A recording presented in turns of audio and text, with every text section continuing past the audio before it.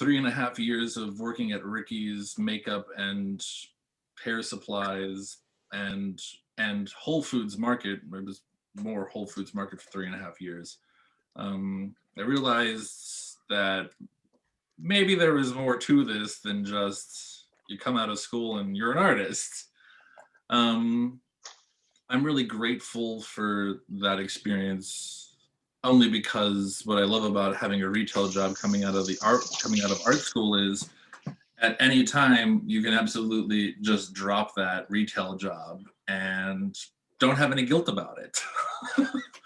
And that's I don't mean to oversimplify. I think that that's really something that like I struggled with, to be completely honest.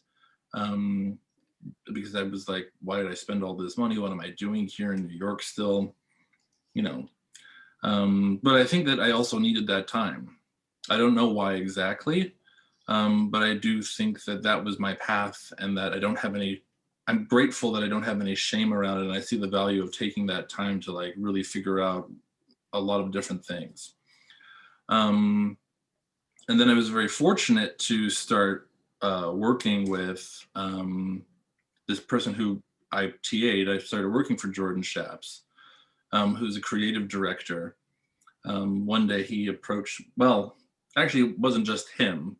He made it sound like he was about to come into some money, and I said, "Don't you think you need a personal assistant? You seem to have a lot of projects going on." Um, and that probably was like the first time that I realized that you don't get a yes from someone unless you make them think that it was their idea. And I think that that is a point that I'm going to really come back to throughout anything that we talk about. There's lots of different ways to do that. I know that it sounds really like, what does that actually mean? Um, I think that there's some opportunities that present themselves that we might not have ever thought that we would pursue. But the idea of them is enticing to us, or they're things that we feel passionately about, but we never thought about just doing that.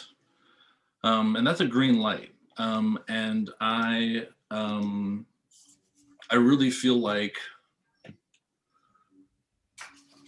my career, and I still feel weird saying that. I've been doing this for 5-6 years now, and it is my career, but I still feel weird saying this is my career. My career has been sort of epitomized by these opportunities that I would have never expected that I'd be doing, because I thought I wanted to be the photographer. I thought I wanted to be the artist.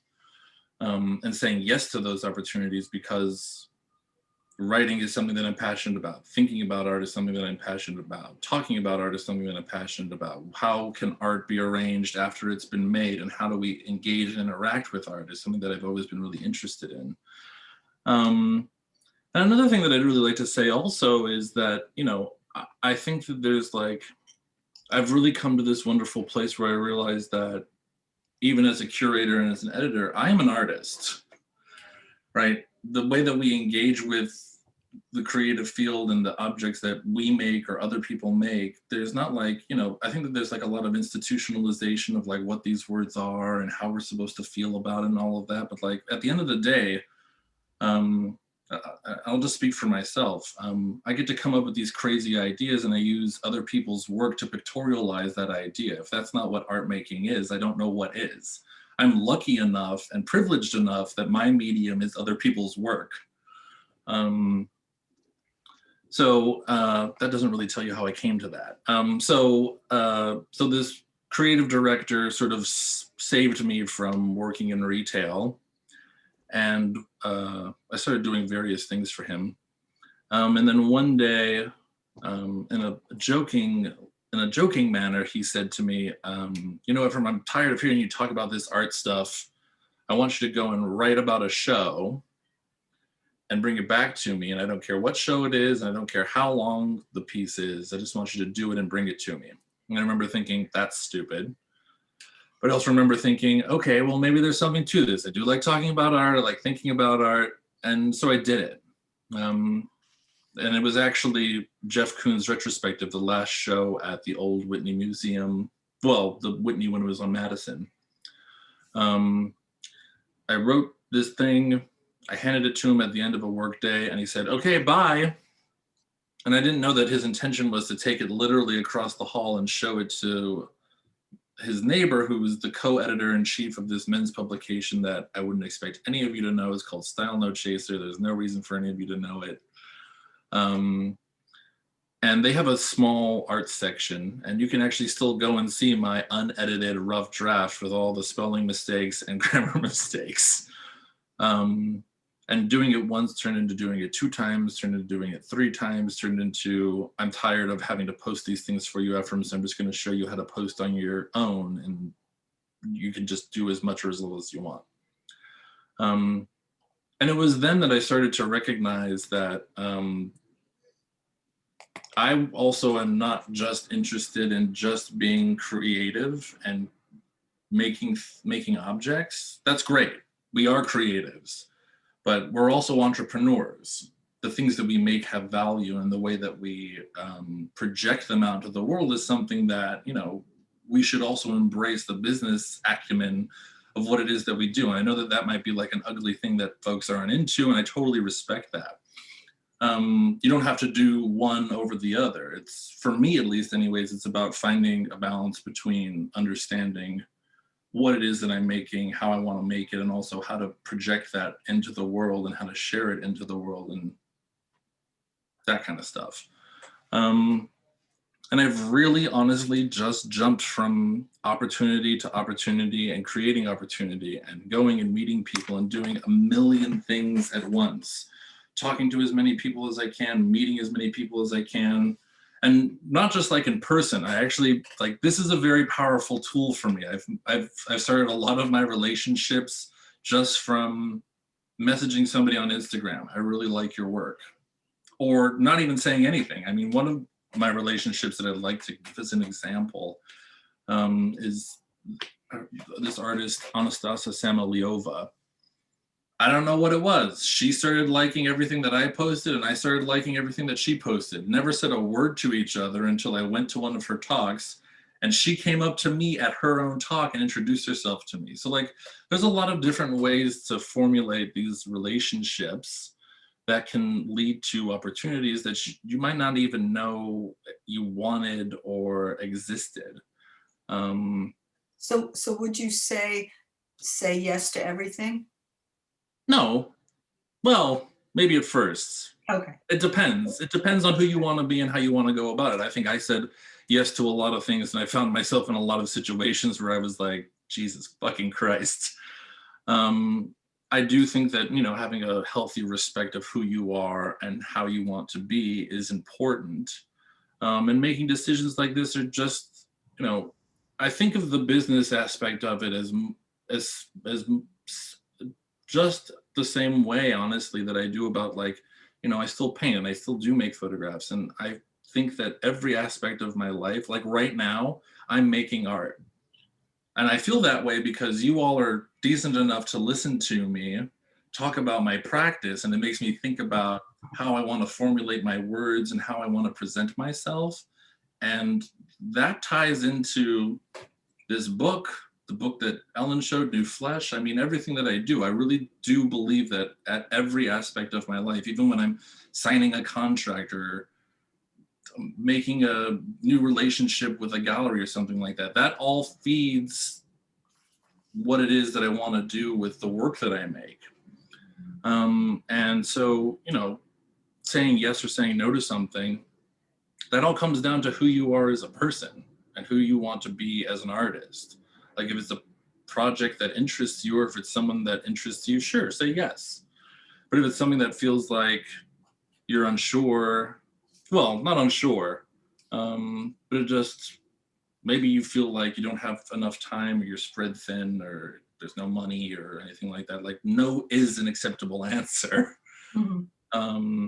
Navigating that space is totally up to you, just like making pictures, would be my answer to that question. Okay. Yeah. Anybody have a question so far? Like, you feel free to unmute yourselves. Yeah, I'm also throwing a lot at you all at once, which I apologize for. I hope that it's not just like a. I'm going to go back to gallery view just so we can all see each other. Concerns, apprehensions, or fears to express at this time, y'all? Does anybody have any questions about, I'm going to assume, and I shouldn't, but I'm going to assume that you all looked at Primal Sight and that you all looked at New Flesh and that you read some of the things that were posted in the assignments. So if you didn't, that's to your shame. But if you did, I would like you to be part of this discussion and to ask any questions that you might have about what you saw, what you read.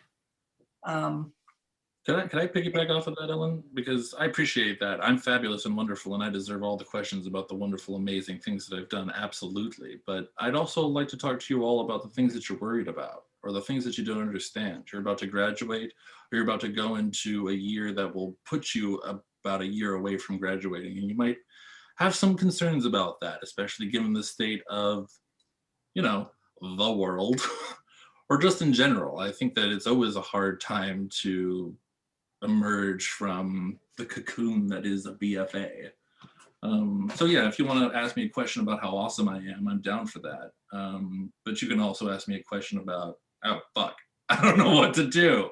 I do want to ask that a major concern for me once I get out of SVA is money. I want to be able to make money. I don't care how you want to slice it. I need bread. How do you balance that with being an artist who, you know, if you're stuck to your artist roots, it's really that always that war against conforming or doing something you don't want to do for the check. How do you balance that with your art, especially with you being like a curator, so you see art probably all the time? Thank you, Chris. That's a really great question, especially coming right out of school. It is really difficult. If I tipped my camera down, you'd see the air mattress that I'm sleeping on in my friend's place because they're decent enough to let me stay here. And I could also open my wallet and show you my EBT food stamps. So, you know, this isn't a glamorous life that you've chosen. But that's not to say that if you're not smart about it, that there's not a way to do it. I think that you know, there's a certain level of honesty that I think comes with at least what I've done, and the reason why I think I'm sitting here in front of you all, that I think is really difficult to cultivate, especially at first. And what I mean by that is, I want to be represented by Gagosian Gallery. Ellen wants to be represented by Gagosian Gallery. Everybody wants to be represented by Gagosian Gallery, but that's probably, unfortunately, not going to happen. Right. But that's not to say that that doesn't mean that there aren't people out there in the world somewhere that aren't going to appreciate and be excited about the things that you're doing. And being able to identify those places that you're going to give as much to them as they're going to give back to you, I think is really important. And, you know, doing the research and putting yourself out there and finding those spaces and those people who are as zany and kooky as you are, or more so. Like anybody who I've ever worked with, I'm convinced is crazier than I am, because I'm pretty crazy to begin with. So if they're giving me a book and a gallery and a this and a that, they've got to be, there's got to be something wrong with them. I don't think that this is exactly answering your question, Chris, but I think that that level of honesty is like how you start to identify where it is that you want to place yourself and who it is that you want to be working with. And just like being a decent, down-to-earth human being, and like not being an asshole gets you super far. You can approach anybody. You can send anybody a cold email. You can send anybody a message on Instagram that you want. But I would highly recommend you write Dear Efrem Zelony-Mindell the first time that you contact them, as a courtesy. And also a really great way to cultivate somebody is to not ask them for anything right away, like just hanging out with them. Not a bad start. This is also like a slow rising game, right? Which is really difficult. Patience is really the name of the game in this field. It's not going to happen overnight.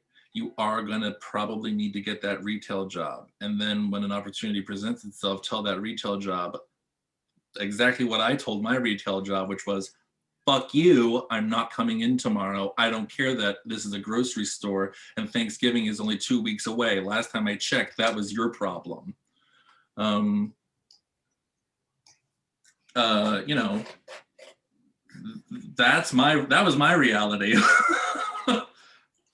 So I want to check back in with you, Chris. I still don't think that I've completely answered your question, but how am I doing there? How are we doing there? How you feel? You letting me know that it's definitely a battle. You definitely let me know that it's a battle, because I put these little restraints, not even restraints, I guess goals for myself, that once I came home from the army, that I was not gonna have. I'm not working a regular job no more. I'm sorry, I just can't. I can't have a boss. I don't work well like that. But I'm okay with compromising maybe how and where I make my work, long as I don't have to contemplate the final, like, I guess the final vision of it all, and where it's placed and stuff like that. But in art, it's always that whole starving artist thing that goes, like you just told me about. I'm right there with you with the food stamps. I'm right there with you, brother. But I got 2 kids, and I cannot afford to not be great. I'm sorry, like I can't afford to do it. So I'm trying to find a way to just to balance that, because sometimes the work is just maybe too artsy for me to get these photojournalistic jobs that I'm trying to get. But then maybe the work that's photojournalistic don't really get me where I need to be in the art world. So it's like, which world do I even fit into at this point? And how can I monetize it? Thank you again for being so forthright and sharing yourself, Chris. I really think that's awesome. And also it was really helpful to me because it helps me know how to answer the question, which another reason why I point that out is I think that everyone who's listening to this can learn from how Chris just said what he said. And that, like, if you're comfortable enough to have that honesty with the people or the person who you're talking to that you might want something from, or you think might be able to give you some insight, like, that's really valuable, having that forthrightness and that honesty and that, like, this is what my situation is and what's up. That's super important. Damn.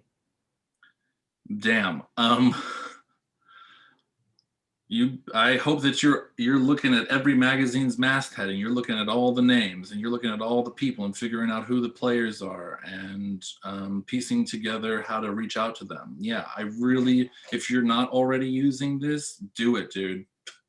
Seriously, this thing is so powerful, and it is so. Everyone who doesn't like getting a nice message from someone, like, you can just start a conversation with somebody. Maybe they won't answer you back. Maybe you'll need to go and find their email address and start a conversation that way. Or maybe, when the world starts reopening a little bit, you need to start placing yourself at events where those people are going to be, and doing a little clever cultivation.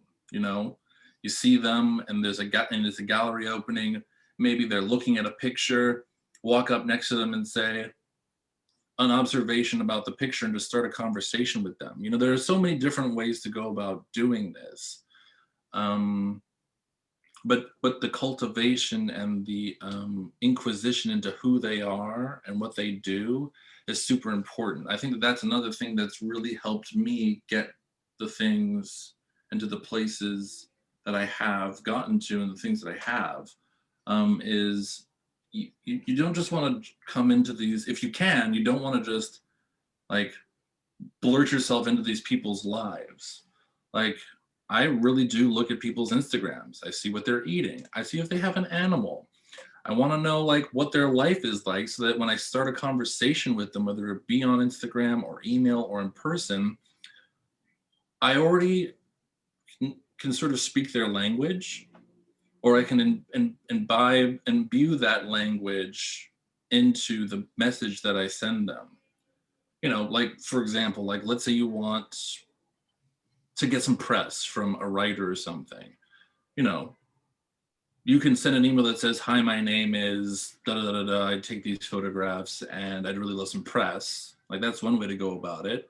Or you can say, "Dear person's full name, my name is Efrem Zelony-Mindell, and I really appreciated your most recent article on Christopher Facey's work and a sentence that really stood out to me. I always find myself coming back to your work. Like language like this proves to that person that you're not just some asshole who's going to ask them for something, but like someone who's invested in who they are as a creative person also. And that's like a really wonderful thing to be able to like share and expose to someone else, that like you care, you really care. And you can apply that to anything, you know, even if it's not just getting a piece of press. If you want a job from somebody, or if you want a gallery, or if you want to like be in a show, or just like get to know a curator or something like that, like really proving to them with the research that you've done, and the it also sort of like exposes who you are to them, right? Because like by letting them know what it is that you're responding to, they can tell something about you. And so like you're implanting yourself into that person by doing that. I feel better about this answer now. I appreciate that. Thank you.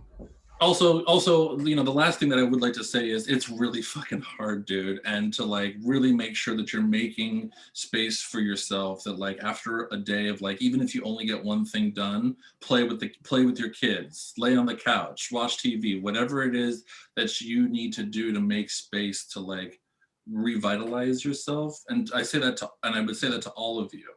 Even if you only get one thing done a day, please make sure you're making that space for yourselves to heal, because that's really important. If this isn't running, you're not going to get the job. You're not going to get the whatever it is that you want. So that's also important. Even if it's only 15 minutes, I get it. Dad of two, Jesus Christ. It might only be 15 minutes, but please make that 15 minutes for yourself. I appreciate that. Thank you. Yeah, thank you. Questions, other questions, people? Who else has something on their mind? I was gonna ask about. Oh, hi, Anna. Hey, I'm Anna. Hi. We took a professional community class, I think sophomore year. It was me and Jordan Shaps who made that a requirement for you for your sophomore years. So, like, I was wondering, I mean, I know that this isn't like, there's no right answer or definite answer, but I'm kind of asking like your experience about it.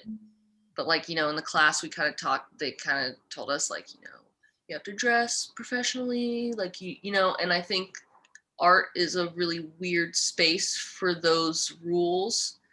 And I was just wondering, like, I guess in your experience, do you just say like, fuck it, you know, like I'm gonna do what I want, and if they don't, you know, if, like, I think about like if I wore a crop top to an interview, would someone, my stomach being out, you know, be non-professional? What's the interview for? Is it for a performance? Some art-related hypothetical, I don't know, internship. If it's for like you're applying because there's a performance and you want to be one of the performance artists in the piece, yeah, I don't think that there's anything wrong with wearing a tube top. If you want to be sitting at the desk as the first person that anyone sees at a gallery, No. Unfortunately, especially having the experience, I used to work at a gallery, and I will never forget the gallery director pointing at me with her pink nail polish on, saying, "Efrem, you can't wear that pink nail polish that you have on right now." Like, the irony is absolutely just completely lost on you, isn't it? So know your audience is what I would say, unfortunately. I think that there are certain situations where I would absolutely say, fuck you. Like, I'm not tucking in my shirt. Mm-hmm. I'm just not. I'm not doing it. I'm not going to come here and work for you. And if that's a problem, that's fine. But at least we both know that about each other. Like, if I didn't get this job because my shirt wasn't tucked in, I'm going to go back to whatever it is that I have to do. I do think that sometimes we do need to also understand that we need to make certain compromises, especially at least to get our foot in the door. But again, you know, I wouldn't say that that is like a sweeping broad stroke. You know, I think that we all have certain things that, you know, make us feel human or inhuman.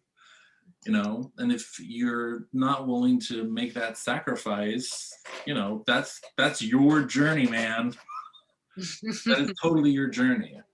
um I, I don't know. I don't. There's unfortunately not a great answer, because like it gets so deep so quickly, because like, especially thinking about like a job at a gallery, I can assure you, unless you're built for that.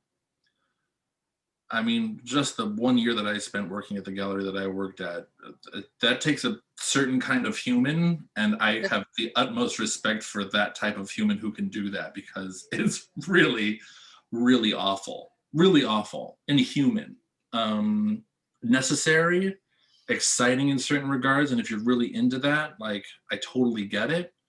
I love being somebody who is able to walk into a gallery and just casually look at the art. That's what I think galleries are great for. The things that happen behind the scenes, it's more than just compromise that happens. It's compromising. And I think that really touches on, I think, what the best answer to this question is. If you feel like it's a compromise, okay. But if you feel compromised by it, that's different. That's like a form of violence. And I think that that's something that's like, no, I'm compromised in this situation. I'm going to be exposed. I'm going to be uncomfortable. I'm not going to be myself. I'm not going to be able to do this job because I'm so taken out of myself. And maybe that also is just like, you know, you just asked about a tube top or something like that, right? Maybe I've taken this a little bit too far. No, totally. Like, I think that was really, like what you said was really important about like compromising versus feeling compromised. Yeah. But I mean, I yeah, guess like, because I also, sorry, I don't mean to cut no, you off, but I'll lose it. Because I mean, yeah, I mean, I again, like, this is fabulous. I'm so fucking cool that I'm able to do this and show you my book right now and just be like, oh, look at this. There was a ton of compromises that had to happen. And the thing is about these compromises that I made for this, I know that this thing is stronger because of it. So that's also a really interesting thing to like bring into this conversation. I think that there's like a lot of misunderstanding, confusion, whatever the word is, whatever the semantical word is, that like art is something that happens in your studio and alone, and it's all you. And like, that's true when you're making the work, but the second you want it to be outside, the second you want to share it, the second you want it to be in something, it's not a one-person game anymore. It's a two-person game. It's a three-person game, a four-person game. And we as humans and also the makers of these things need to understand that like we need to identify who's going to make us our best selves and has our best interest, the show's best interest, whatever it is. How is it, even though it's a compromise, how is it helping me become a more realized artist, a more fuller person, a more whatever. Like if it's adding to who you are and what you do, maybe that's an exciting opportunity and not even just a compromise, really. Maybe it's an opportunity. That's the kind of honesty that I'm talking about that's really difficult to cultivate with ourselves. totally. Thanks. Good question. Thank you. All good questions so far. Somebody give me a bad question. I have a question. Hello. Hi, I'm Madge. Wait, I have two questions actually. Go for it. Okay. Obama me. Okay, the first one is like I was looking through your books and I was just curious as to how you found out about a lot of the artists that you feature.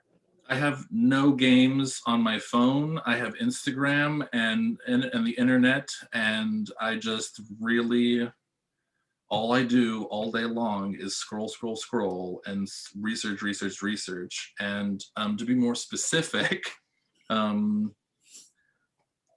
go to a bunch of different photography blogs and a bunch of different photography publications, and I look at, I mean, everything. Exhaustive, in an exhaustive sort of way. Or I'll do something like, if a friend of mine or a colleague of mine is in a group show, I'll look at all of the artists in that group show. And I just go down these rabbit holes and find ways to like just tumble down these rabbit holes. I'm on a lot of mailers. I do have some spam that I do look at actually.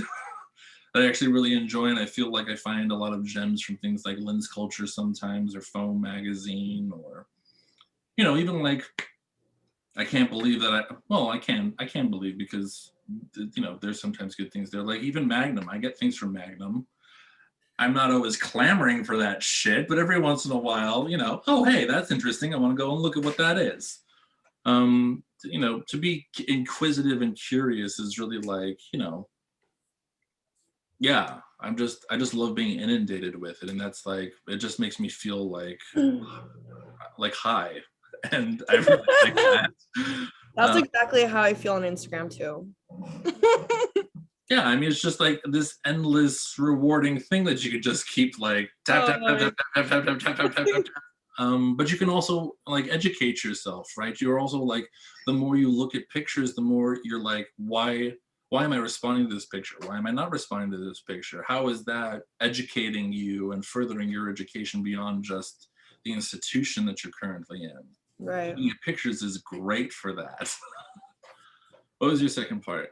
Okay, my second question is, I noticed that you featured Abby Robinson in one of your books. What are your thoughts on her, and were you ever in one of her classes? Because I love Abby. I wasn't ever in one of her classes. I don't remember how we met originally, and I might be embarrassing myself right now because she might remember perfectly. Right.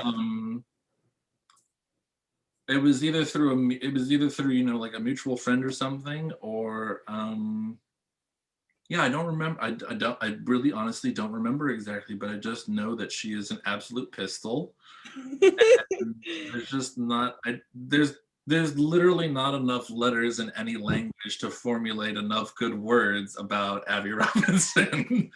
And also I don't think that this was exactly a part of your question, but I just sort of went there in my head. I really see a lot of value in bringing artists from any period in their lives and any period of their careers together with people who maybe are just starting, or maybe are like in the midst of like a really big moment for them, or whatever the fuck that means. I really like, it's not even about like, it's really important to sort of level the playing field and sort of like crush that hierarchy that like you have to be old and successful, or you have to be young and successful, and like that's what good art is. When you put a bunch of people on a playing field or on a stage and you say, here's your megaphone, they start to empower one another because of who they are, where they come from, what they do, what they don't do, and they like fill in each other's gaps. And even though I can't remember how I met Abby, but I know that she fills in a lot of my gaps, and I really appreciate that. And I know that I fill in a lot of her gaps. There's this great John Waters quote where he says, you're going to need youth spies so that they can keep you afloat to like the most recent body mutilations, which she's just talking about like piercings and stuff like that. But like there's a lot of truth to that, and there's actually, I think that you could say the reverse also. I need old spies, to tell me where the fuck it is that I come from and inform me of like what's been done, what's happened, so that I can like strengthen my language and my understanding, so that I'm not just aimlessly scrolling through Instagram, and when I see Billy Porter doing an amazing jump in an amazing pink dress, I'm thinking of Richard Avedon's picture of the woman with the elephants, right? So that like I'm not just aimlessly scrolling through Instagram, like I'm informing myself. How does what's happening now reach back to what has happened potentially, right? So good question. Thank you. Thank you. I also love Billy Porter. I love that I only know him through the context of photographs. I've never watched those. I might really be missing out. I realize that, but I love having the relationship that I have with him through pictures and interviews and dresses. What's up, y'all? Other questions? Come on. It's your chance. Don't make it be about me asking. Um, Mary. I have a question. What's up?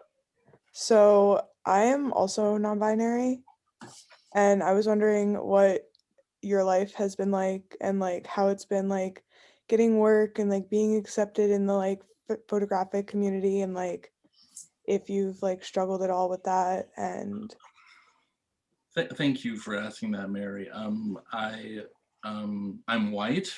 I present as a man. I use they them pronouns, and the way that, and I'm very, very privileged in that I think that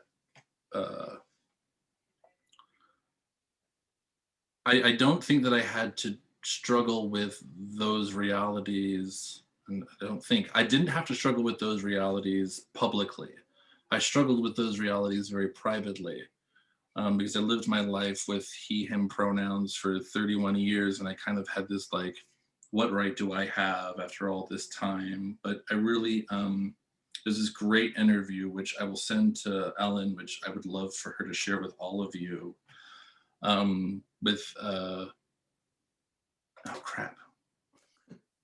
James Baldwin that like sort of really opened my eyes and really, made me realize that like it doesn't matter how long or where it is that I've come from. It's about, you know, I didn't have that language to understand what I've always felt my whole life.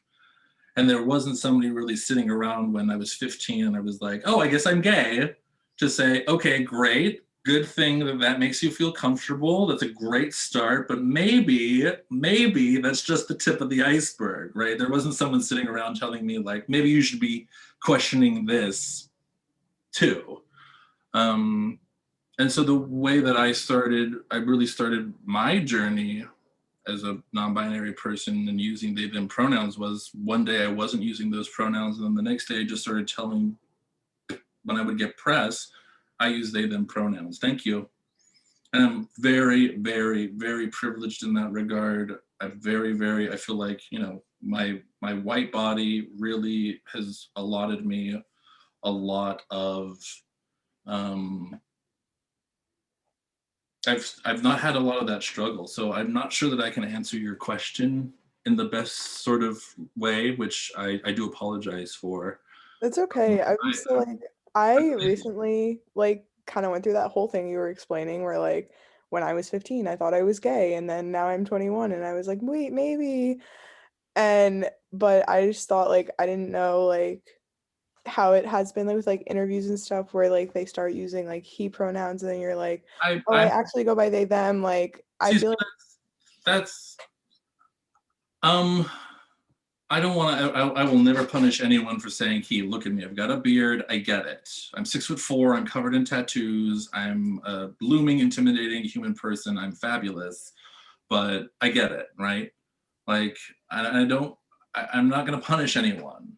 It might make me feel a little bit like, and there's absolutely nothing wrong with saying to someone, I just wanted to let you know my pronouns are they, them. And then hopefully the conversation will just keep going. This isn't like an apology thing.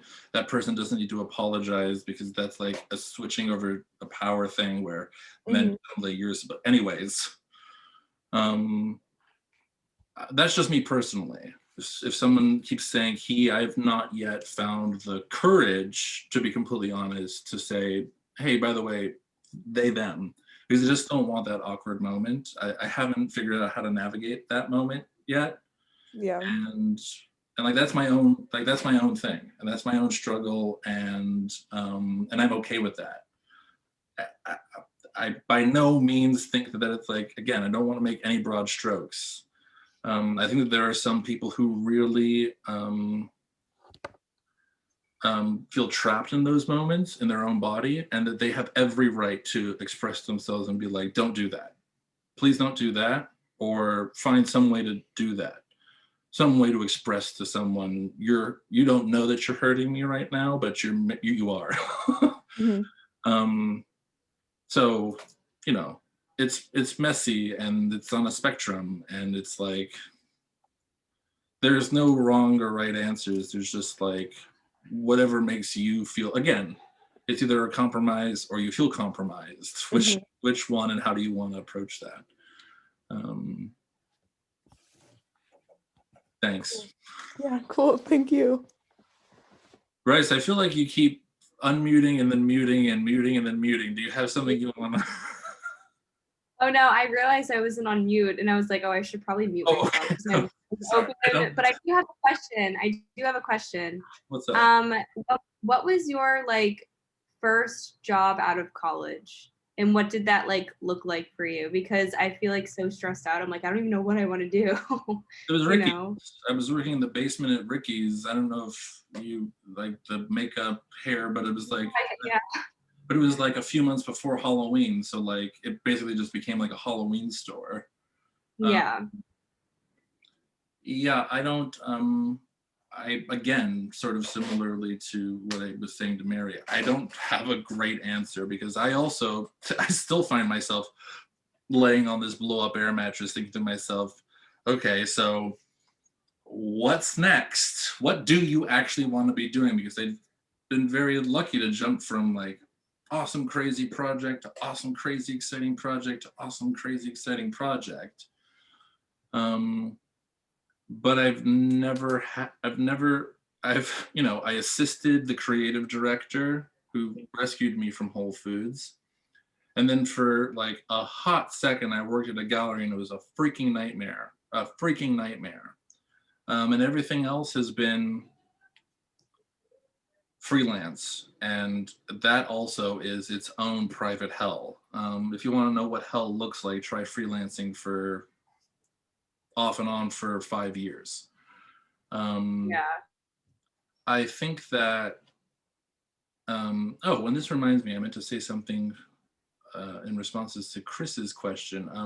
I think that really recognizing the network that you currently have, like you all here are peers, and every class, those are your peers. And if you're not looking at each other and thinking about how you all can propel yourselves out into the world, you can do that now. You can start right now. You can get off of this Zoom call with me and go to some blog and find a writer who's writing about something that you really like and contact that writer and start a relationship that might lead to, hey, I'd really like you to review my work. And you're still in school. There's no reason why you all can't start doing that now. And not that that's going to lead to a job, and not that that's going to lead to money, but starting to formulate ideas now. Where do your interests lie? What are your goals? Do you have any goals? I think that navigating that space now is a really, really, really, really, really good idea. And I don't mean to sound doom and gloom to the seniors, but to the few juniors that are here, please start doing that now. Y'all are super lucky to have another year to go in between this. I really highly recommend that. But we're in a pandemic. Can't I just lie on my couch all day? Yeah, I mean, absolutely. After you get one thing done a day. Oh. I know, it's awful. No. It's truly barbaric. This is my one thing. After this, I'm going to go get my COVID vaccination, Yahoo, and then I'm going to come back here and I'm going to lay on the fucking bed. And I'm not going to do anything else for the rest of the day. Do it. Get a snack too.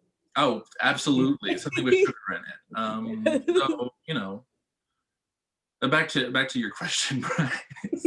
Sorry. I think that it's okay. No. Necessary. That was necessary joy. I love that. I think that also ties into like that honesty that I was talking about at the beginning, right? Like you can do anything you want, but I bet that there are some things that you're already really interested in. And they might not just be centered around making photographs. I think that's another thing that like I really wish that SVA had told me when I was there. Like, you can be a photographer and not be the photographer. I'm a photographer. I don't make photographs, but I am absolutely a fucking photographer.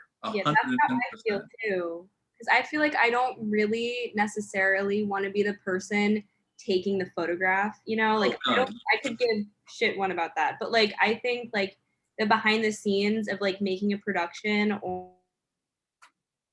you froze. dude, I feel like is so fun. Sorry, I think I cut out. But Yeah. yeah, my internet. You were talking about like you were saying the production though. You're interested in the production of how yeah, it's made. helping like a team come up with a vision and executing it, being like someone on the team but not the one taking the photo. And I think SVA doesn't really do a good job with those kinds of people, because I feel like everything is very much so gallery based. Like I don't care about galleries. If I could work in a gallery, sure, that's fun, but like me wanting to like put my work in a gallery, like I don't know if I'm not, it's not like my like Okay, so setting place. here's my question for you. So that's great. It's great that you're able to identify all that and recognize the shortcomings of your institution. That's great. Yeah. What are you doing? And you don't have to have an answer to this question. This is more just like my advice to you. Yeah. What are you doing to be an active participant in the education that you want to be getting based off of you want to do something in creative directing or project management or things like that? What are you doing currently to figure out what that takes, what it looks like, who are people that are already doing that that you can, you know, be reaching out to now to start? Yeah. Or who are some peers of yours that like are fashion photographers or conceptual artists who like need help doing that? Like you could also like be like offering that to your friends and your peers who are like trying to do that. Like I can't do this shoot by myself. I need someone here. That's management. Yeah. That's production management. That's you can be doing that right now. Yeah.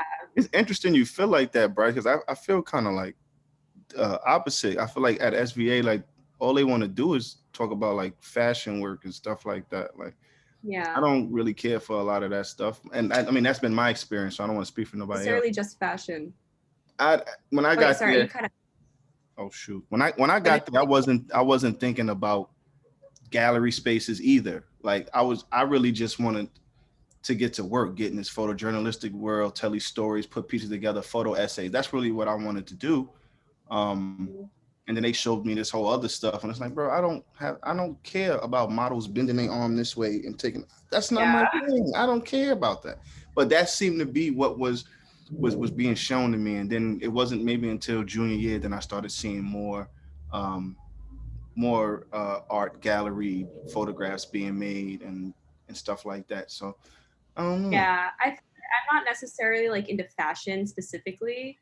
Like I think in any project, like anything creative, like I'm more so wanting to do more advertising stuff, not just like fashion, but like anything that could be like creative or executing a vision to make something like work, you know?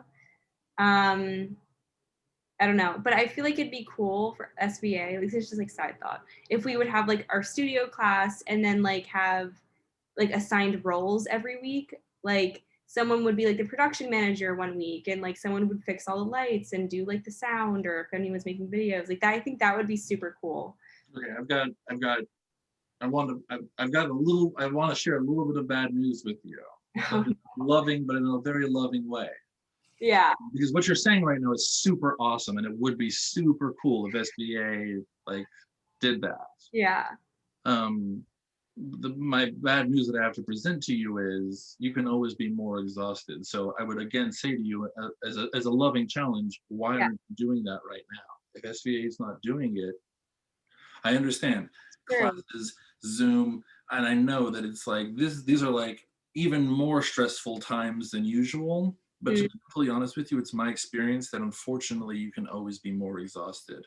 I'm really, really sorry to say that. But no, it's totally fine. but it's true. Yeah. It's true. But I think it's so wonderful that you're able to really identify what it is that you want, you need, and where you want to be and how you want to go there. Because like I said, I lay on that bed with 2 books made in a year and a fucking half. And I'm like, what do you want to do as a career, Efrem? Yeah, I totally understand that. You're right. You know, so like having that foresight and that vision and that like level, that's the honesty that I'm talking about. Congratulations. I don't know how you found that and you're still in your BFA, but that is so valuable, really super valuable. And I also want to say that, like, even if you don't have that, like, that's also okay, but we need to start thinking now about how we're going to get there, or how we're going to start questioning ourselves so that we can start, like, thinking outside of just what makes us comfortable, right? I think that's really what this comes down to. How are we challenging ourselves to keep pushing ourselves? Because, like, yeah, you have that foresight and all of that, and like you can achieve that and get that. But I bet you that after you get that, after about like 5 years, you're gonna get fucking bored. Or you're gonna want a new challenge. You're gonna want a new way to look at what it is that you do. And how are you gonna do that? You're gonna have to think in reverse. If this is what your goal is, and you think that this is how you get there, what's to say that you can't come down from this way in a completely different way to get to the result that you want? So think about it in reverse, right? How can I get to the same result, but in a way that I'm not currently thinking about it? And how will that empower me, educate me, and motivate me along the way to totally become a new, different person, or a new, different artist along the way, right? Like, that's what's so exciting about this. Like, it's I great agree. to have that, but like, imagine if you just dropped all of that and thought about it in reverse. I bet you could get to the same result, but you'd get, anyways. No, I see. I totally see what you're saying for sure. I also didn't want to, in front of a whole classroom of people, be like, "This is exactly the best. This person is like got their shit together, and everybody else should like feel bad." No, I do not have my shit together, but I appreciate that. I wanted to add something, Bryce. Like, I'm on the same boat as you. I think since last year, I was thinking, oh, I want to do like art directing.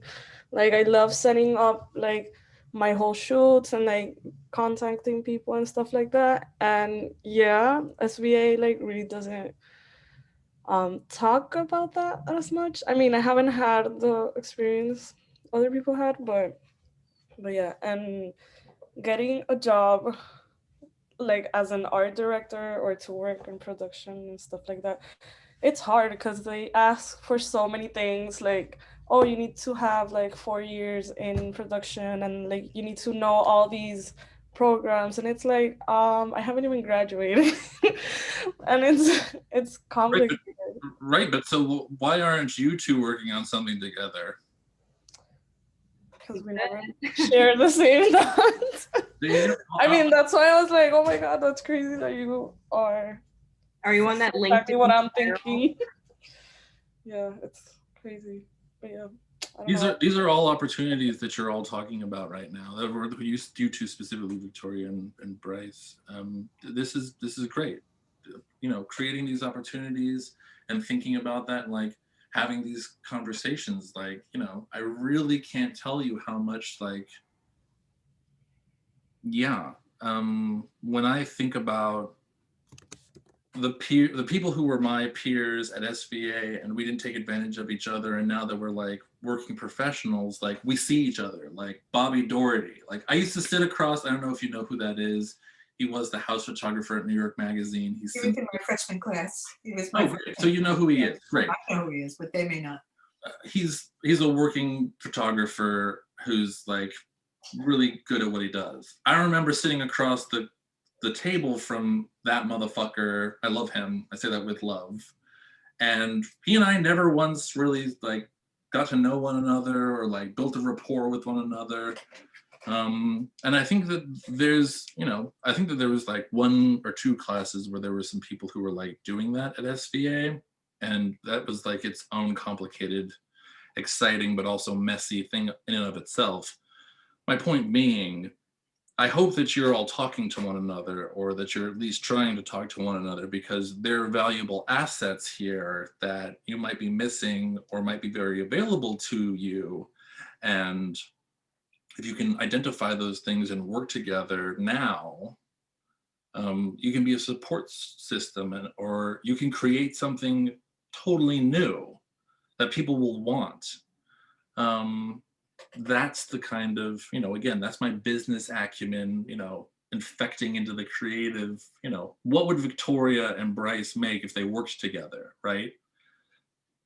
If that's not business and art touching, I don't know what is.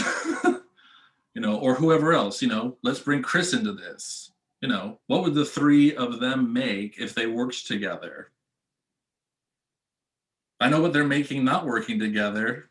Uncertainty, unsure, feels like SVA is not giving them enough, concern, worry, etc., etc., etc. If you start supporting one another and asking each other questions and asking yourself questions, it's definitely better than not doing that. You have nothing to lose. I don't mean to put a time on this, but my COVID vaccine is actually the most important thing in the whole entire world right now. So there's one last question. Make it good. Anyone? Come on. Well, I have another question, unless someone has a question who hasn't spoken. Go, Midge. Okay, just about like the logistics around your book or your books, were they like self-published? Did you get like publishing company, and then are they distributed? Can I buy them? Like what's the sitch? Yeah, here's my Venmo. That's actually not a joke. I'll leave my email address right now, actually, because the books that I have from my publisher are mine to make a sale, and his books are his to make a sale. I do have a publisher. I have a publisher because I don't know how to use InDesign. How did you get that publisher? That's a great question. I wrote a review about one of his other books, which I'm convinced is the most beautiful art book I've ever seen. And that started our relationship. And then when it came time for the second gallery show of New Flesh to happen, I approached him and I presented to him the history of New Flesh. It had already had a gallery show, it had been in a magazine, it was about to have another gallery show in a different state. And that I expressed to him that I had every intention of continuing to do this gallery show, different every time, and possibly even another book. And so in that regard, I think I really brought the goods in that it had this history and it obviously had this future. But I also think that aside from that, Gnomic Books still to this day has no other books that are, I don't know what the exact term is, I say ontological. They have more than one artist in them. I'm still the only person who's produced books for Gnomic Book that has more than one artist in them. And unless I'm mistaken, I'm also still the only queer on Gnomic Book's library. And I think that it would be foolhardy to not understand that I also brought those things to a publication, to a publisher who is trying to take this seriously and recognize those things and what it is that I was presenting to him. Again, that's the kind of identification that we want to do when we're thinking about who do we want to approach, why do we want to approach them, how do we want to approach them, what are we presenting to them? And I don't feel like I compromised anything by like highlighting the fact that the first book that I printed with him was about queerness and that he did not have that in his library. I didn't say it like that, but just by presenting that it was about queerness, I didn't feel like I was, and I think this sort of goes back to Chris's question. I think it's really hard to navigate those spaces. How are we like being like, like tokenized? Sometimes we can feel tokenized because of who we are, where we come from and all of that. When it's good for the goose, and it's good for the gander, that is a compromise that I personally am willing to make where I don't feel compromised. I want to highlight my queerness and that my projects are about queerness, and I want to bring that to someone who supports that, currently doesn't have it. I don't feel tokenized, I don't feel taken advantage of in that moment, and that is a very personal journey and a very personal conversation that I had to have with myself. Because there are some times where I do feel like people are like trying to tokenize, and I'm sure that we all know that feeling, and if we don't, bless you, you're very privileged. But yeah, I think that, to answer your question, Ellen, I sort of got a little bit off track there. That's how I got my publisher.